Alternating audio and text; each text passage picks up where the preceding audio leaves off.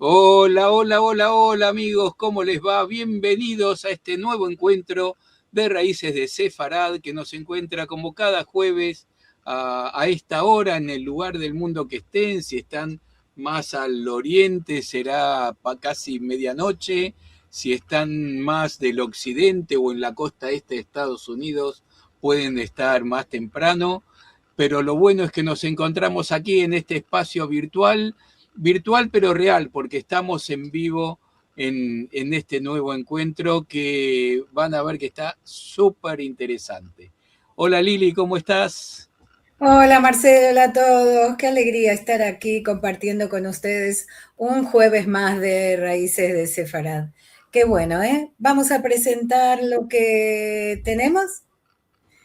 Y ahora vamos a presentar Historia de los Sefaradíes de Sarajevo. Tenemos como invitado a Ricardo Angoso García. Él es sociólogo, analista internacional, periodista y magíster en radio y comunicación. Escribe y colabora en diferentes medios de comunicación y ha ganado varios premios literarios.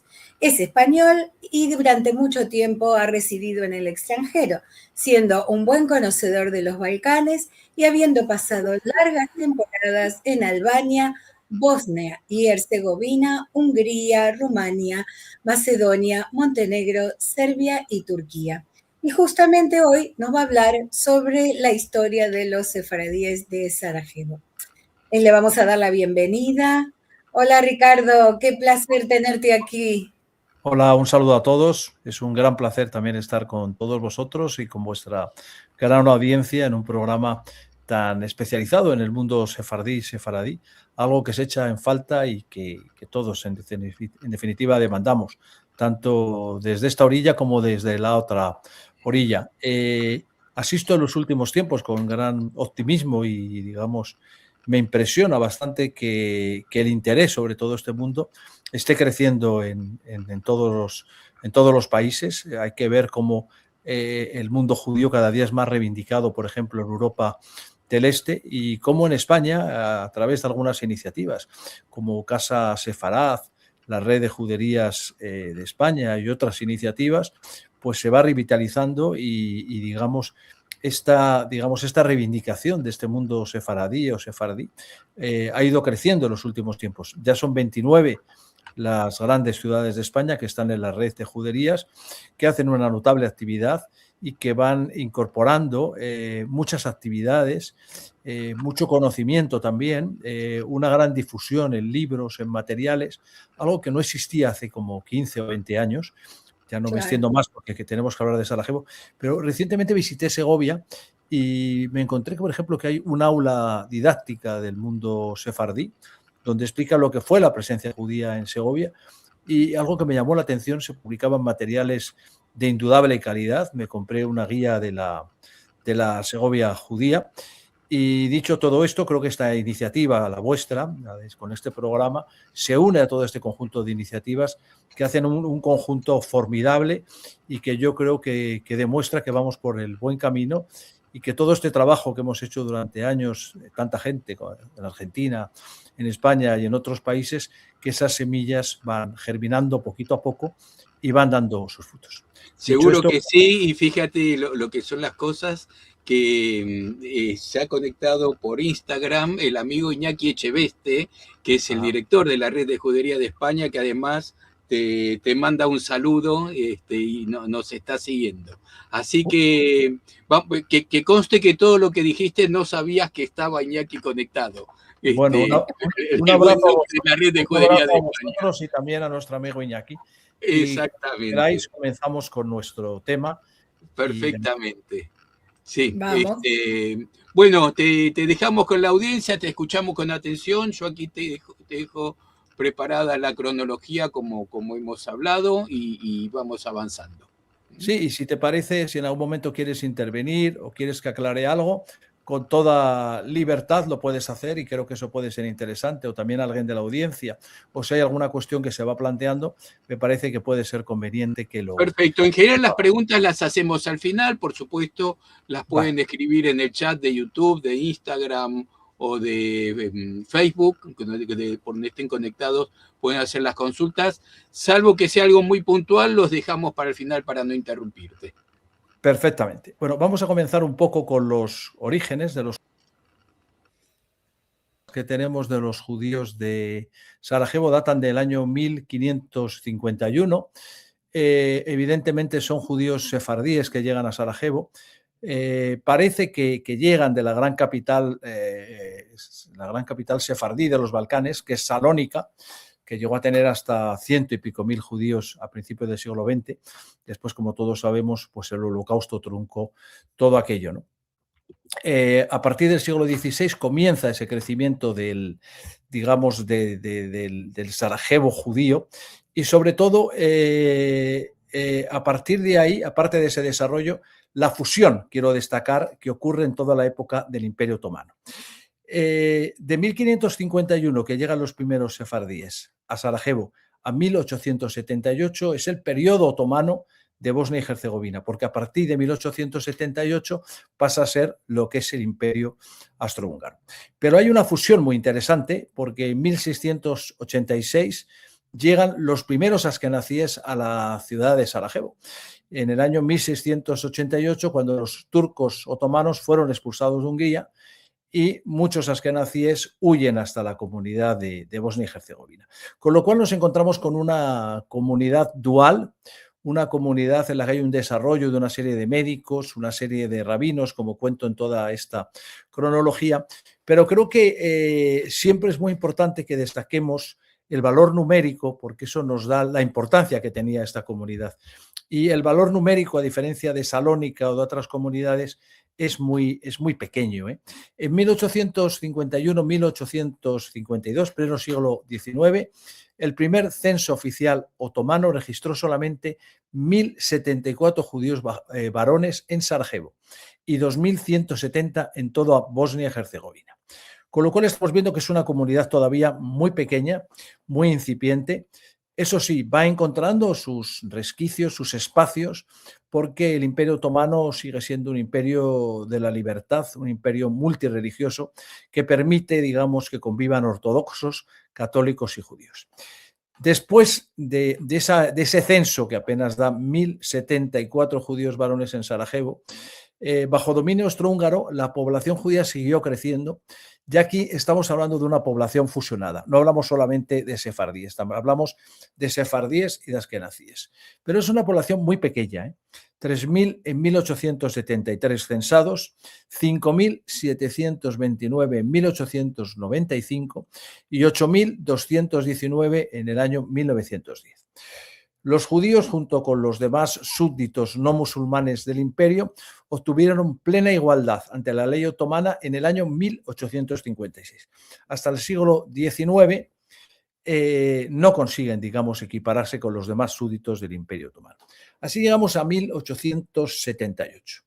El imperio austrohúngaro ocupa Bosnia y Herzegovina a merced del acordado en el Tratado de Berlín y trajo consigo una inyección de capital, empresas y métodos europeos. Muchos judíos askenazíes, profesionales y cultos, llegaron con los austrohúngaros y convivieron pacíficamente con los bosnios musulmanes, los católicos croatas y los serbios ortodoxos en la ciudad.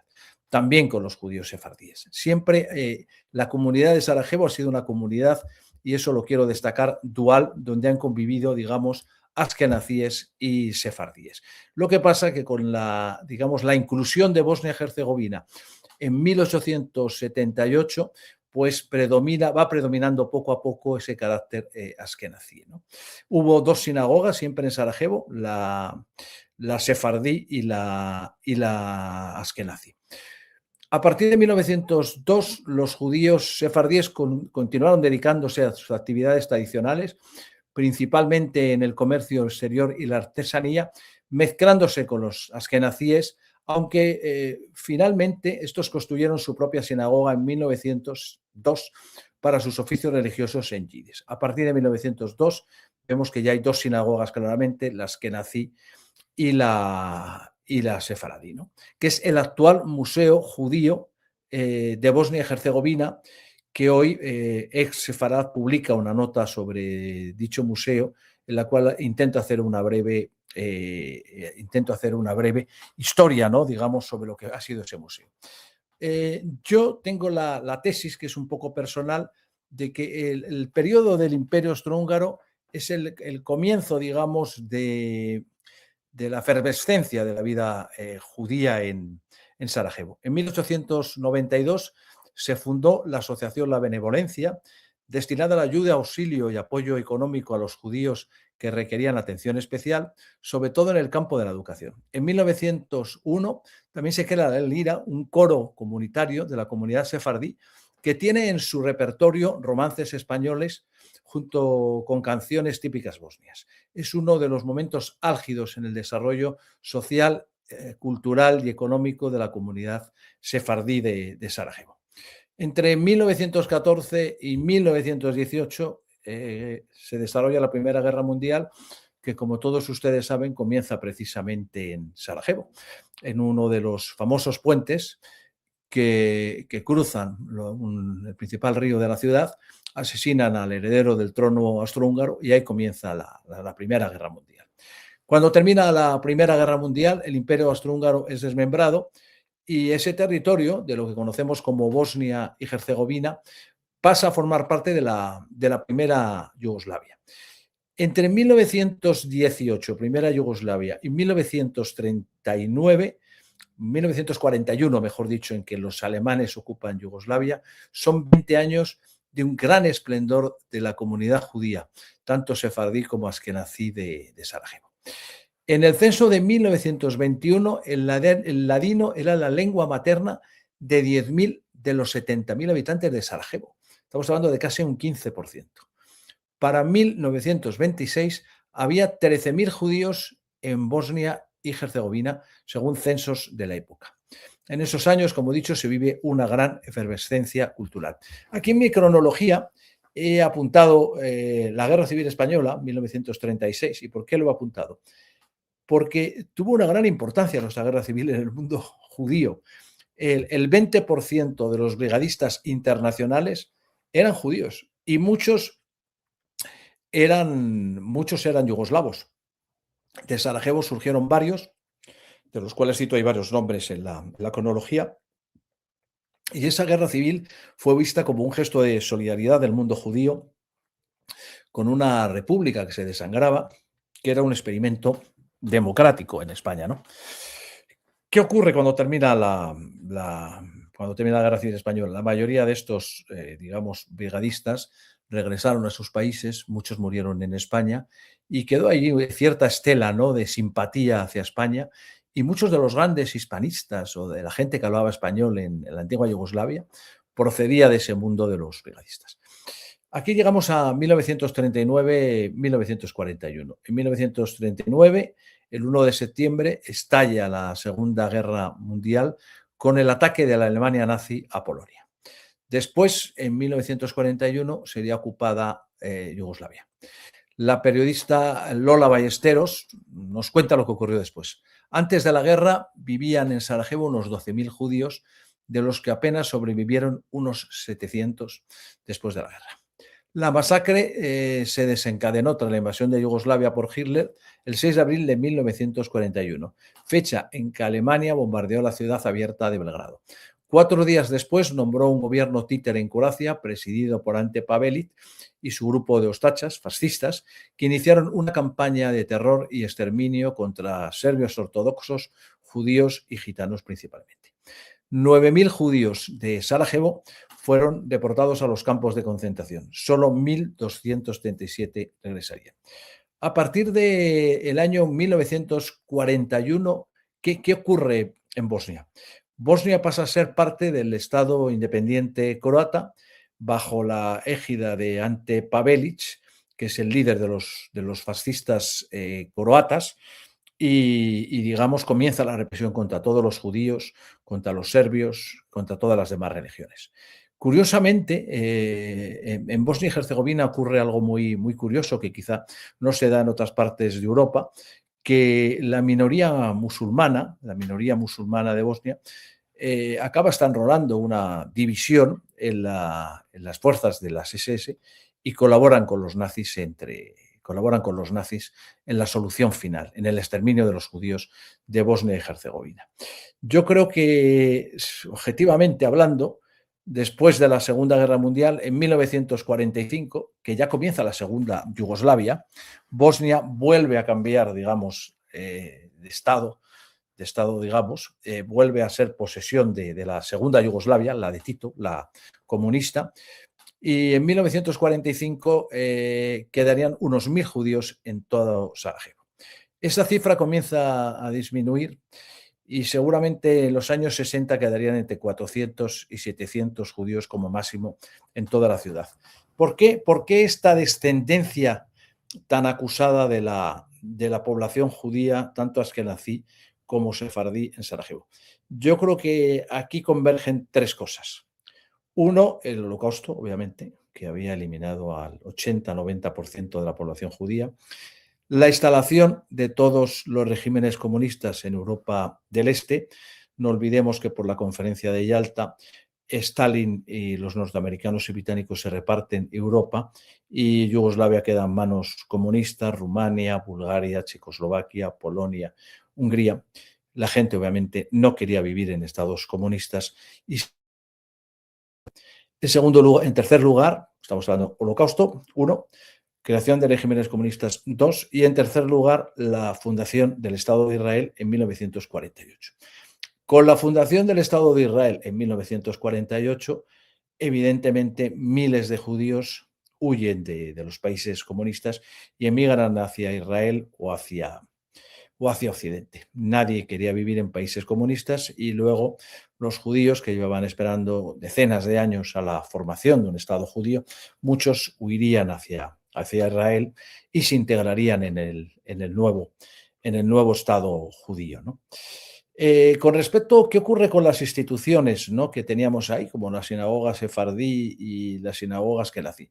En 1960, la sinagoga sefardí fue convertida en el Museo de Historia de los Judíos de Bosnia y Herzegovina y desde entonces solamente está activa la askenazí. Como curiosidad, hay que reseñar que un judío sefardí, Emmerich Blum, aunque el nombre más bien, aunque la fuente dice que sefardí parece más bien askenazí, se convirtió en el primer judío de Sarajevo que llegó a alcalde entre 1981 y 1983 y que contribuyó en gran medida a la prosperidad de la ciudad en la década de los 80. Así llegamos a la guerra de los 90, ¿no?, a la disolución de la antigua Yugoslavia. Ya había muerto Tito y, como saben, Croacia y Eslovenia, a partir de 1992, declaran su independencia y ese mismo año declara su independencia Bosnia y Herzegovina. ¿Qué es lo que ocurre a partir de ahí? Bueno, a partir de ahí, ya con la independencia de Bosnia y Herzegovina y comienzo de la guerra en Bosnia, con el asedio y sitio de la ciudad, pues se prepara una gran operación para la salida de unos 1.000 judíos con la ayuda económica de algunas organizaciones norteamericanas, la Federación de Comunidades Judías de la antigua Yugoslavia, el Estado de Israel, y se prepara una gran operación de salida de unos 1.000 judíos de Bosnia y Herzegovina. Eso ocurre en el año 1992. Curiosamente, es una gran casualidad de que esa salida, ese segundo gran éxodo de los judíos sefardíes, coincide con el 500 aniversario de la salida de los judíos de España y la llegada a los Balcanes y al Imperio Otomano. Es una desgracia objetiva que coincidiera con todo ello y además hay que resaltar algo, y es que la ciudad pierde uno de sus componentes, digamos, multiétnicos que la había caracterizado en los últimos 500 años. Como gran paradoja, la benevolencia, la gran asociación cultural de los judíos de Sarajevo, la benevolencia se convierte en la única organización multiétnica que ayuda a croatas, a serbios, a musulmanes y a judíos durante toda la guerra. Se convierte en la gran organización en la cual recurren los serbios, los croatas, los musulmanes y los judíos. Dicho todo esto, vamos a intentar analizar qué ha pasado desde el año 1996, que se firman los acuerdos de Dayton y termina el sitio y asedio de la ciudad de Sarajevo. ¿Qué es lo que ha ocurrido en estos 30 años? Bueno, en estos 30 años, según datos oficiales, ¿qué queda de toda esa comunidad judía? Oficialmente el dato numérico es que había entre 400 y 500 judíos en toda Bosnia y Herzegovina, principalmente en Sarajevo. Las comunidades más pequeñas que hubo, como la de Tuzla, como la de Mostar y otras comunidades, pues han ido desapareciendo, se puede decir. Y en la actualidad les quería reseñar algo que conozco a nivel personal. Hay un escritor catalán que vive en Sarajevo, Marc Casals, un investigador del mundo judío, y yo le he preguntado a él, digo, ¿y tú que has ido a las sinagogas que nací y que conoces a algunos de sus líderes judíos, digo, ¿qué impresión te ha dado? ¿Cómo está organizada la comunidad? ¿Realizan sus oficios religiosos? Y según me ha dicho, según me contaba, en los últimos tiempos, cuando ha ido algún oficio religioso, algún sabbat, los viernes, no se ha podido lograr el minyan, que creo que son 10 varones judíos, o sea, el quórum, y no se ha podido reunir, no se han podido celebrar los oficios religiosos. Después le pregunté a Marc Casals acerca de cuántas personas hablaban ladino en Sarajevo. Dice, me han dicho que hay una señora como de 90 y tantos años que habla ladino, pero tampoco la he conocido. Yo visité las dos, el museo, la sinagoga, las oficinas de la comunidad. No conseguí hablar con nadie que hablara ladino. Tengo la impresión que, al igual que tantas otras comunidades sefardíes de los Balcanes, la utilización del ladino se ha ido perdiendo, sobre todo porque se han acabado imponiendo las lenguas locales, porque la gente ha sido mucho más pragmática y al final aprendió español y no ladino. Caso, por ejemplo, de Trieste, donde visité también la comunidad sefardí de allá y estuve hablando con una señora que era memoria viva y me dijo que en general la gente joven ya nadie hablaba ladino y la gente mayor pues iba muriendo y también la utilización del ladino era cada vez mucho menos. Dicho todo esto, ese es el panorama actual, digamos, del mundo sefardí en Sarajevo. No hay ninguna publicación tampoco, ningún periódico, ninguna revista, y las únicas actividades, digamos, que se realizan en la comunidad se realizan en la sinagoga Askenazí, toda vez que la sinagoga sefaradí o sefardí es el actual museo de los judíos de Bosnia y Herzegovina. Bueno, en cualquier caso, así haciendo un resumen, hemos partido, digamos, desde la época otomana, fundación de la gran comunidad judía sefardí aquí, como tantas otras que hubo en los Balcanes, una comunidad que he dicho que solo censaban a los varones 1074 judíos censados en 1851, 1852. Después hemos pasado hasta el Imperio Austrohúngaro, donde hay una revitalización y nacimiento de la lira y de la benevolencia. Y sobre todo yo creo que querría destacar que el gran periodo de efervescencia, el gran periodo de desarrollo cultural, social y económico es entre 1918, nacimiento de la primera Yugoslavia, y 1939. Desgraciadamente, este crecimiento de la comunidad, este florecimiento y desarrollo, que incluso llega a tener, en toda Bosnia y Herzegovina hubo hasta 13.000 sefardíes, de los cuales se calcula que 10.000, 11.000 había en Sarajevo, una cifra altísima si tenemos en cuenta que la población eran 70.000 habitantes, estamos hablando del 15% de descenso. Y después, como en casi toda Europa del Este, y en esto no ha sido una excepción, pues esa comunidad va descendiendo por esos tres elementos que destacaba, ¿no? El Holocausto, finales del año 1945 y las consecuencias trágicas que tuvo. En segundo lugar, la instalación de los regímenes comunistas en Europa del Este. Y en tercer lugar, la creación del Estado de Israel. Dicho todo esto, y hecha más o menos esta presentación hasta los tiempos actuales, quizá les quería pedir que plantearan algunas cuestiones o si hay algunas preguntas o quieren plantear algún subtema o alguna cuestión relativa al tema que tenemos hoy en el estudio.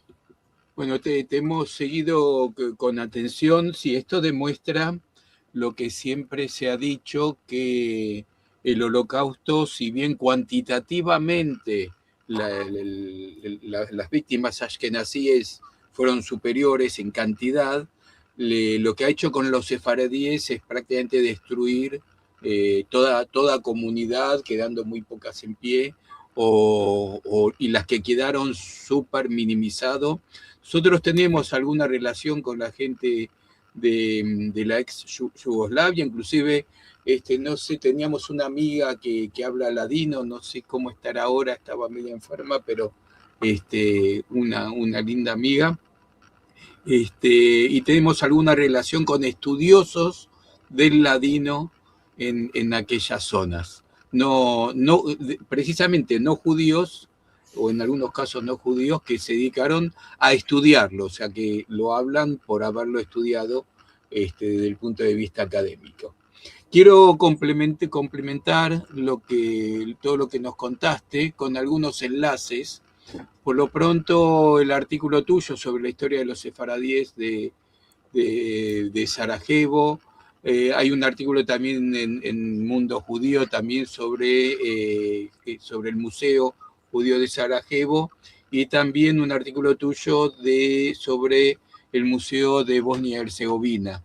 Estos enlaces los vamos a poner en un rato en la caja del video de YouTube para que puedan acceder, ahí están las direcciones. Y quiero contarles también que hay una película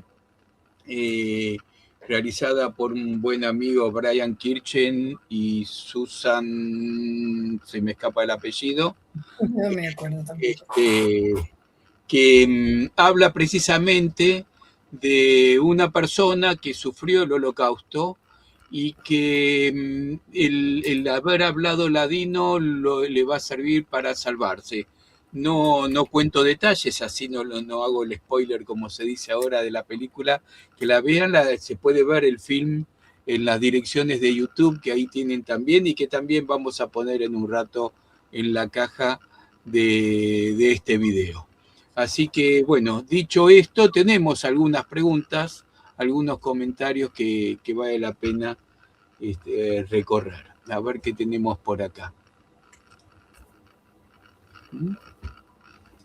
Adrián Toro Quintero, que nos dice Shalom, Shalom. Buenas tardes, lo del cacao es interesante. Venezuela tiene el mejor cacao del mundo certificado. Bueno, tendremos que ir a probarlo. Vamos a probarlo, vamos a ponerlo en competencia con el belga y otros. Yo estuve en Zagreb en 1976, era Yugoslavia. Eso todo cambió con nombres de varios países: Eslovenia, Eslovaquia, Montenegro, Macedonia, Serbia, sí, claro. Y Croacia. Croacia. Adrián, que nos hace una pregunta: ¿los judíos de la ex Yugoslavia conservaron sus nombres sefaradíes y ashkenazíes o adoptaron patronímicos del serbio-croata, como por ejemplo Milutinovic, Mijatovic, etcétera? Sí, hubo un poco de todo. Si vas, hay dos cementerios judíos en Belgrado que están uno enfrente del otro, el Ashkenazí y el Sefardí. Sí he visto que en el Ashkenazí casi todos los nombres están serbianizados, en definitiva. Después, Marcelo ha hecho ahí una precisión, ha hecho un comentario que quería añadir algo más. Dice que hubo gente incluso que no era judía que se interesó por el tema de los sefardíes de Sarajevo, y es cierto. El gran experto en el mundo sefardí de Sarajevo era un musulmán, curiosamente, que se llamaba Muhammad Nesirovic. Yo tuve ocasión de conocerla porque fue embajador en España. Desafortunadamente fue una persona que murió muy joven, con unos 60 y algo años, y nos perdimos uno de los grandes expertos en el mundo, digamos, sefardí. Y después hay algo que quizá he pasado por alto en mi intervención y que hay que darlo a conocer, ¿no? No olvidemos que en todos estos países de 1945 a 1990, el telón de acero, el mundo comunista, se olvidó absolutamente del mundo judío y nunca lo reivindicó. Fíjense ustedes las memorias del pianista del gueto de Varsovia. Es un libro escrito en el año 46 en polaco, y es un libro que durmió en el Estuvo absolutamente, no se volvió a publicar en 50 años, hasta los años 90, porque parece ser que al señor al que lo había escrito, al Vladislav, se llamaba, le decían, no, que estas historias de judíos no interesan a nadie, ¿no? Y esto se repetía en todo el bloque comunista. Es decir, no ha habido una reivindicación, no digo ya de los sefardíes o de los askenazíes, no ha habido una reivindicación de las raíces judías durante todo el periodo comunista en casi ningún país. Polonia ha tardado 80 años en abrir el Museo Polín de Historia de los Judíos de Polonia.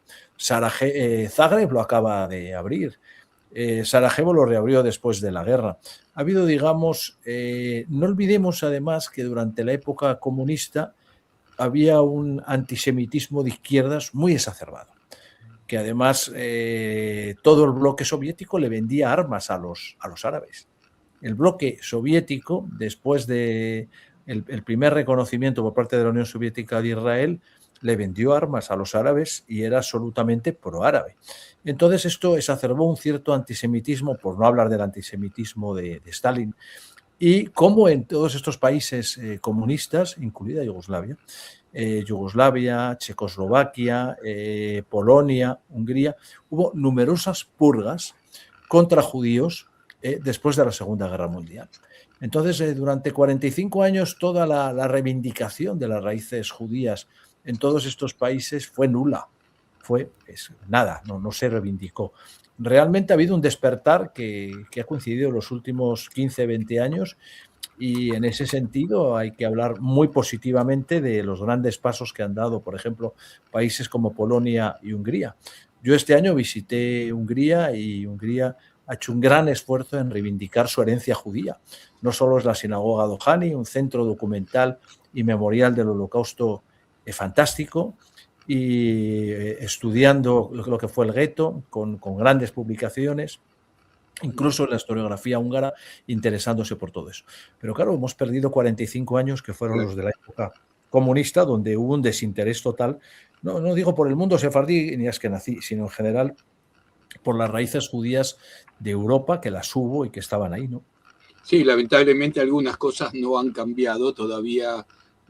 La lucha por defender este pasado judío en Europa todavía está vigente. Y déjame agregar un nombre entre los conocedores de la presencia judía en la ex Yugoslavia, que es Eliezer Papo, ¿no? El actual director de la Autoridad Nacional del Ladino, muy amigo nuestro, y que en los encuentros de Al-Had lo pueden ver también. Una celebridad. Sí, por eso. Así que también nombrar al querido amigo Eliezer Papo, a quien además apreciamos muchísimo. Bueno, a ver, había alguna pregunta más. Déjame ver. Los nombres acá, a ver. Bueno, Adrián, que dice la Gadá de Pesaj de Sarajevo venía de Barcelona. En este orden podría identificar de qué lugares geográficos de España llegaron a Saray los judíos expulsados. A Sarajevo, me parece que lo dije al principio, la mayoría proceden de Salónica y de otras, dicen también que algunas fuentes historiográficas de dos grandes comunidades judías que hubo en Split y Dubrovnik, que eran las grandes capitales, ¿no? del Adriático. Pero parece que la comunidad judía de Sarajevo fue fundada por judíos sefardíes llegados de Salónica, lo cual pues tiene una lógica dada la cercanía y dada la pertenencia de las dos ciudades al Imperio Otomano, y que seguramente por el flujo de intercambios comerciales y de todo tipo y económicos seguramente llegaron hasta Sarajevo y fundaron la comunidad. En cualquier caso, estamos hablando de comunidades muy exiguas, ¿no? Numéricamente, porque fíjense que en 1852, 300 años de las primeras noticias, solo había censadas 1.074 personas, o sea, 1.000 varones, porque solo censaban a los varones. Y entonces estamos hablando de una comunidad, la de Sarajevo, muy exigua, que crece luego hasta en los años 20 y que desaparece, desgraciadamente, después del Holocausto, ¿no?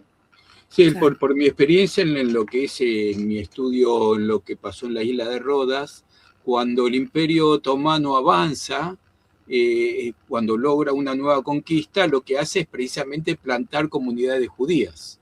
Esto es lo que hizo en Rodas para el año 1550 más o menos, o sea, ya se habían expulsado ya hace muchos años los judíos y precisamente los trae de Salónica para plantar una comunidad judía en Rodas. Esto quiere decir que en muchos lugares no fueron directamente desde España, como sí pudo haber sido en Estambul o en Esmirna y en muchos otros lugares, sino que fueron en forma indirecta después, en la medida que el auge del Imperio Otomano fue conquistando espacio.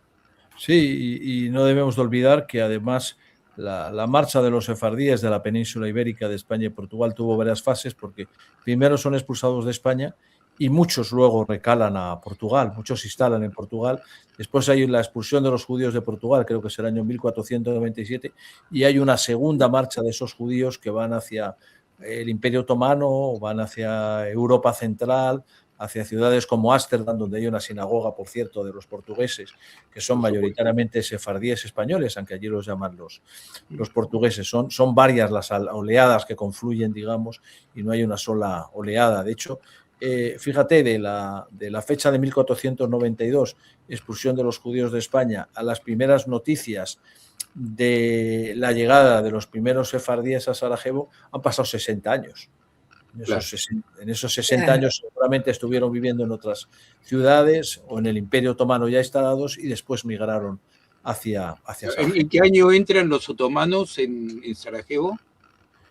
Pues en todos los Balcanes la fecha así definitiva es la toma de Kosovo, que es cuando empieza la gran expansión en el sur de los Balcanes, y creo que es en 1389 que comienza la gran expansión de los turcos en los Balcanes y que van avanzando, que llegan hasta Viena, pero Viena no la llegan a tomar. Pero la fecha exacta de la de Sarajevo no lo sé, pero la caída de Kosovo es la fecha más significativa digamos, del avance otomano en los Balcanes, ¿no? Bien, a ver, tenemos una pregunta más. También de Adrián Toro Quintero, ¿alguno o algunos libros que nos puedes recomendar sobre los judíos de Sarajevo? Excelente exposición, muchas gracias para todos vosotros. Shabbat Shalom. Pues mira, no te podría recomendar muchos libros porque ayer estuve buscando, tengo una gran historia de Bosnia, escrita por un inglés que se llama Noel Malcolm, y ayer la estuve repasando y no encontré ninguna, digamos, referencia al tema de la historia de los judíos de Bosnia y Herzegovina, lo cual me llamó la atención. Es decir, en libros genéricos sobre Bosnia y Herzegovina no te podía decir. No obstante, sí te recomiendo que busques en internet la obra de Muhammad Nesirovich, que fue uno de los grandes estudiosos, y he encontrado algunos artículos de él. Entonces, lo que más te recomiendo es que busques algunos autores que hayan estudiado y seguramente vas a encontrar más en internet que algún libro sobre todo esto. De hecho, he visitado Sarajevo recientemente, está en el Museo Judío, en la comunidad, en las sinagogas que nací. No he podido comprar un libro de historia. Esto, por ejemplo, te vas a Praga y te encuentras historia de los judíos de Praga. Sí. O vas a Budapest, los judíos de Budapest. Bueno, te encuentras. Pues no he encontrado ningún libro, sinceramente, cuando he estado en Sarajevo. Y digo, si no lo encuentro en Sarajevo, raro será que lo vaya a encontrar en Madrid.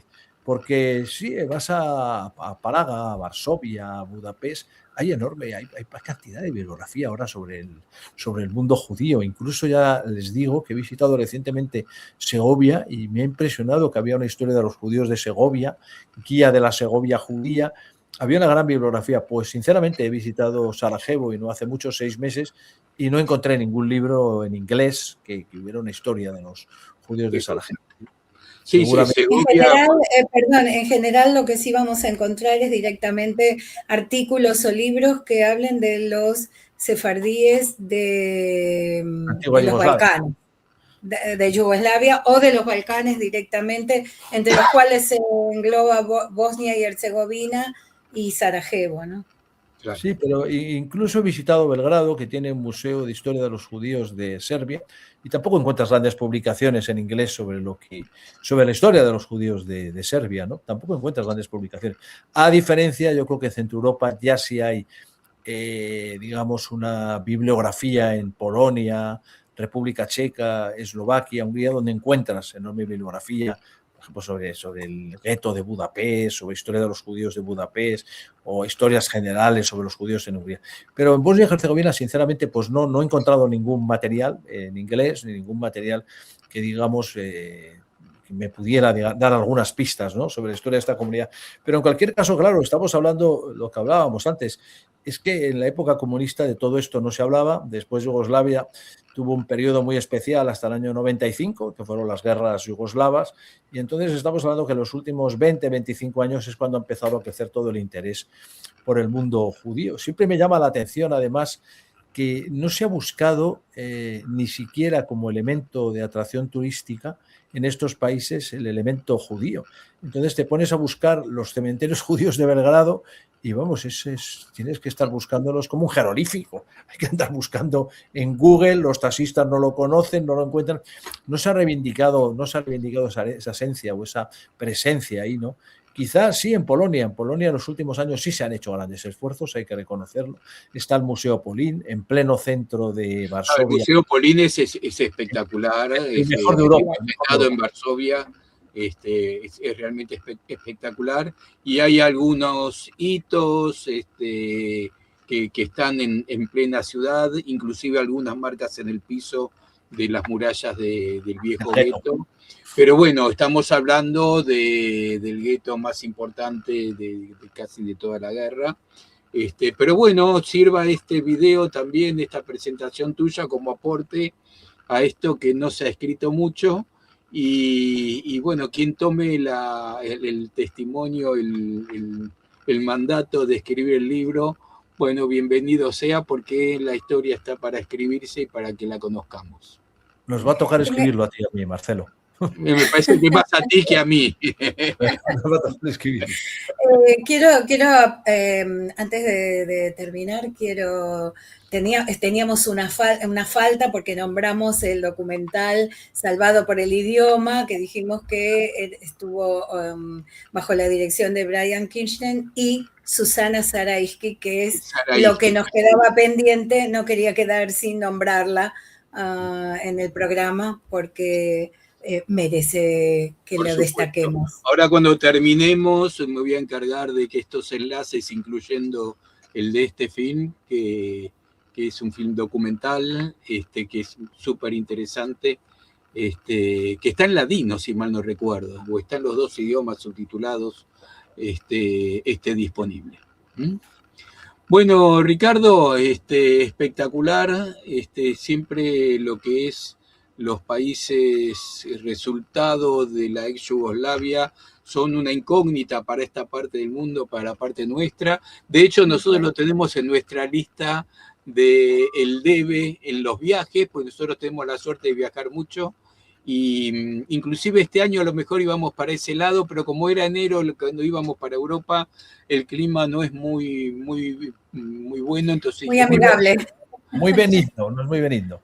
Aprovechamos y fuimos a Aragón, dejando para otra oportunidad lo que es todo, bueno, todos los Balcanes en realidad y ex Yugoslavia, que es una asignatura pendiente que tenemos, pero no va a faltar oportunidad, lo tenemos. Y más después de estas charlas uno queda más entusiasmado de ir a verlo, aunque el taxista no sepa dónde está el cementerio, lo vamos a encontrar seguro.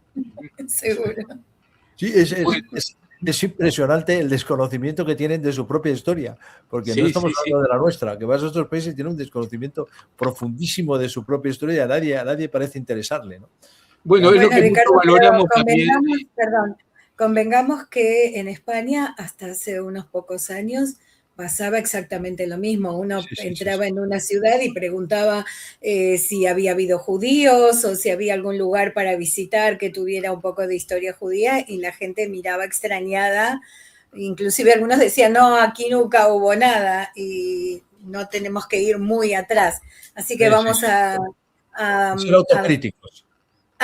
Vamos a darle la oportunidad que también se pongan al corriente con la historia. Y precisamente el interés turístico ha permitido investigar, y porque atrás de la gente de turismo entran los arqueólogos, los historiadores, los antropólogos, y se puede, como dicen ellos mismos, levantar la historia desde abajo de la tierra para bueno, saber qué es lo que pasó. Porque en España, efectivamente en España no estaba ni en los libros de historia. Bueno, algunas cosas por suerte han cambiado, aunque queda mucho también por hacer. Sí, yo creo que uno de los grandes trabajos en España consiste en la pedagogía, ¿no? Porque la gente joven no sabe las raíces judías que tenemos, lo que quedó ahí de esas raíces judías, lo que fue esa identidad judía, esa esencia y esa presencia judía. Y creo que las nuevas generaciones siguen teniendo un gran desconocimiento y el trabajo pedagógico sigue siendo muy importante, creo. Bueno, hay unos saludos también de Instagram, entre ellos de Vino para Vos, que dice que su familia es de Skopje, y bueno, hay saludos varios de quienes se entraron por el lado de Instagram, que no los podemos poner aquí, van por otro lado. Así que bueno, gracias a todos los que estuvieron hoy aquí. Nos vamos, Lili, si te Bueno, parece vamos, te bien, agradecemos mucho, agradeciéndote, Ricardo. Sí. Y sí, y quiero decir que si buscan un poco en internet sobre los judíos de Sarajevo, sobre los judíos de los Balcanes, se van a encontrar con que los artículos prácticamente todos son de Ricardo. Así que tenemos aquí un resumen de lo que se puede leer en internet. Y nos vamos, te agradecemos mucho que hayas estado con nosotros. Allí es muy tarde, lo estamos haciendo en vivo, así que doblemente agradecidos. Muchas gracias a vosotros y siempre es un placer escarbar en estas asignaturas tan desconocidas, en estos terrenos todavía tan desconocidos en definitiva para el gran público, pero que nos van a dar mucho juego y seguramente acabaremos sacando ese libro sobre la historia de los judíos de Sarajevo algún día. Ojalá, ojalá. Buenas noches a todos. Bueno, buenas noches a ti. Nos vamos nosotros contándoles que el domingo nos volvemos a encontrar en nuestra actividad en Ladino, Judeo Español, donde vamos a presentar los cuentos ganadores del concurso de cuentos del 2025 de Ladino Comunidad. Como siempre, es en vivo. Nuestra anfitriona será Rachel Amado Bornik, su invitado Aaron Shapiro, pero además vamos a tener invitados a los ganadores que serán revelados el mismo domingo. Como siempre, los invitamos a nuestras actividades presenciales. Tenemos los días miércoles un coro, Cantares y Sentires, con un repertorio judío y no judío, bastante internacional, muy interesante, con la dirección de Rosana Riesnik y Raúl Pokorsky. Los que todavía no son parte del coro pueden venir a probar. Va a haber una clase abierta el 29 de abril, en el mismo horario en el que el coro se desarrolla, de 19:30 a 21 en el Centro Cultural Sefarad. Y el próximo jueves, en este mismo horario, nos vamos a encontrar en Raíces de Sefarad para hablar sobre el cacao, diáspora y secreto, los judíos sefaradíes y la temprana circulación global del chocolate entre los siglos XVI y XVIII. Tenemos como invitada a Hélène Jaguara Pinier, que estará por primera vez con nosotros en nuestro programa. Y nos vamos entonces, nos reencontramos en esas oportunidades. Toda la información, como siempre, en sefarad.com. Gracias, Ricardo, y nos debemos un encuentro en nuestro próximo viaje por España. Un abrazo muy grande. Y gracias a todos los que vinieron a vernos en vivo. Adiós.